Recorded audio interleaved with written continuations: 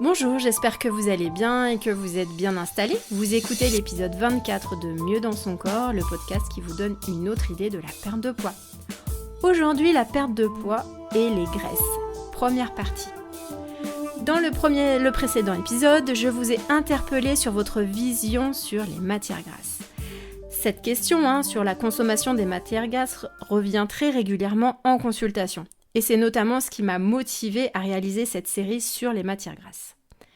Je suis Elisa Lio, naturopathe diététicienne, et sur ce podcast, je vous donne des pistes pour perdre vos rondeurs dans le plaisir. Dans cet épisode, nous allons aborder les triglycérides et les acides gras, notamment au travers de leurs différences, leur rôle et notamment l'importance des acides gras essentiels que sont les acides gras oméga 6 et oméga 3. Commençons donc par les acides gras. Les acides gras sont les constituants les plus simples et les plus importants des lipides. Et notamment, ce sont sous cette forme d'acides gras que nos lipides sont assimilés après la digestion. Ces acides gras sont présents dans notre corps sous forme de triglycérides. Donc, les acides gras sont assimilés au travers de la digestion, donc passent de nos intestins dans le sang sous forme d'acides gras, et une fois qu'ils se retrouvent dans nos cellules, ils sont à nouveau transformés, et cette fois, on va les retrouver sous forme de triglycérides. Les triglycérides sont la forme de stockage des acides gras, et notamment la masse grasse, ou le tissu adipeux, est essentiellement constitué de triglycérides. Donc les triglycérides, ce sont 3 acides gras associés à une molécule d'alcool, la glycérine. Ces triglycérides représentent 95% des lipides de l'organisme. C'est pourquoi ils sont vraiment très importants et c'est la raison pour laquelle je commence par cette partie, par eux. Donc ces acides gras peuvent provenir directement de l'alimentation, mais pas que. Notamment, sachez que tout excès de nourriture se transforme notamment en triglycérides. Donc tous les excès de sucre, de glucides, de protéines vont se transformer en triglycérides. C'est une des raisons pour laquelle, selon moi, il n'est pas nécessaire de s'acharner à supprimer, voire totalement les matières grasses, notamment si vous mangez beaucoup de sucreries ou de viande, par exemple. Quand je dis beaucoup, c'est beaucoup trop pour votre corps. Ces excès vont alors être transformés et stockés en masse grasse. Je vous propose maintenant d'entrer plus dans le détail de ces acides gras, parce qu'il en existe plusieurs types. On distingue notamment les acides gras saturés, les acides mono et polyinsaturés. Ces différents acides gras peuvent circuler dans le sang, donc sous forme seule, ou être rattachés à une autre molécule. Donc maintenant, voyons quelles sont leurs différences, et notamment à quoi servent-ils. Nous allons commencer par les acides gras saturés. Donc comme leur nom l'indique, ils sont saturés, c'est-à-dire qu'ils n'ont pas la possibilité de s'associer à une autre molécule. Et c'est ce qui va les rendre stables. Du fait qu'ils soient stables, ils supportent très bien la chaleur ou la cuisson sans se dégrader. Et ils vont aussi très bien se conserver sans s'oxyder. Donc les graisses riches en acides gras saturés ont une consistance plutôt solide. Donc par exemple, le beurre est riche en acides gras saturés. Donc sachez que notre corps en fabrique également de ces acides gras saturés. Ils sont fabriqués par le foie, le cerveau ou encore le tissu adipeux ou cette fameuse masse grasse. Donc quel est le rôle de ces acides gras saturés ? Il va être essentiellement énergétique, c'est-à-dire que nos cellules vont les utiliser lorsque nous réalisons des efforts prolongés ou lorsque nous subissons des températures froides. C'est en excès que les acides gras saturés vont devenir gênants pour la santé, car ils ne vont pas être suffisamment utilisés par les cellules. Et c'est pour cette raison qu'ils sont rendus responsables en partie des maladies cardiovasculaires et qu'ils sont souvent décriés. Passons maintenant à un second acide gras, c'est les acides gras monoinsaturés. Donc cette fois-ci, du fait de leur structure, ils ont la possibilité de se fixer à une seule autre molécule. Donc ils ont une seule insaturation. Ces acides gras monoinsaturés sont très stables et supportent la cuisson. Ils se conservent à température ambiante et à l'abri de la lumière. Alors à quoi servent ces acides gras monoinsaturés ? Ils vont favoriser la synthèse du bon cholestérol et ont un rôle de protection à différents niveaux au niveau de l'organisme. La matière grasse la plus connue qui est riche en ces acides gras monoinsaturés est l'huile d'olive. Passons maintenant au dernier acide gras, c'est les acides gras polyinsaturés. Eux ont donc plusieurs insaturations. Ils ont donc la possibilité de se fixer à plusieurs autres molécules. Et c'est ce qui va les rendre très actifs, mais aussi très instables.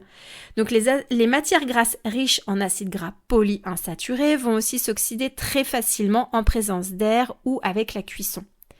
Et de ce fait, elles se conservent à l'abri de la lumière et de la chaleur.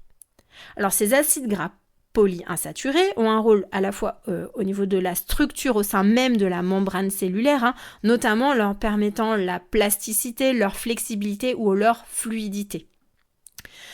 On va rentrer plus dans le détail de ces acides gras polyinsaturés. Alors pourquoi ?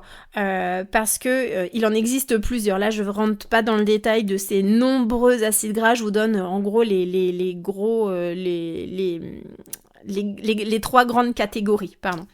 Donc sachez que notre corps est capable d'en fabriquer, au même titre que les acides gras saturés ou que les acides gras monoinsaturés, sauf deux. Il y a 2 acides gras polyinsaturés que notre corps est incapable de fabriquer et qu'ils doivent être obligatoirement apportés par l'alimentation. C'est pourquoi ces acides gras, on les appelle les acides gras essentiels. Et là, où je pense que vous en avez déjà entendu parler au moins une fois, c'est les fameux acides gras oméga 6 et oméga 3.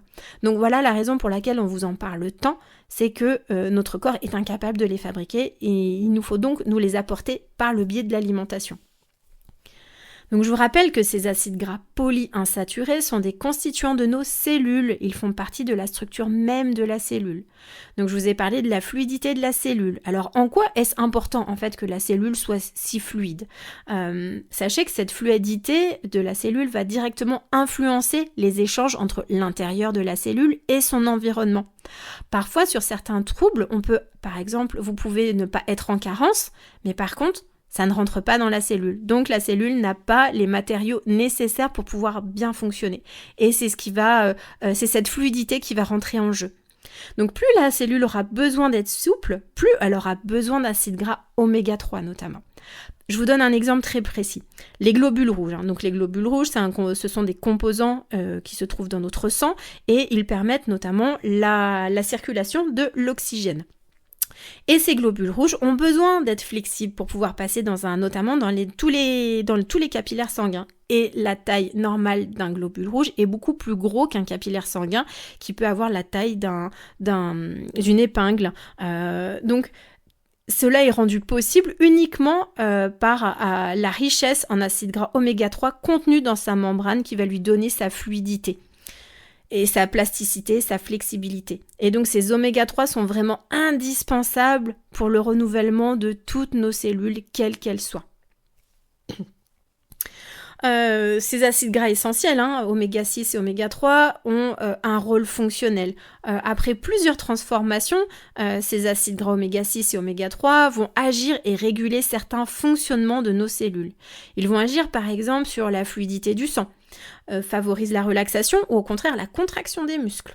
Ils freinent ou amplifient le processus inflammatoire.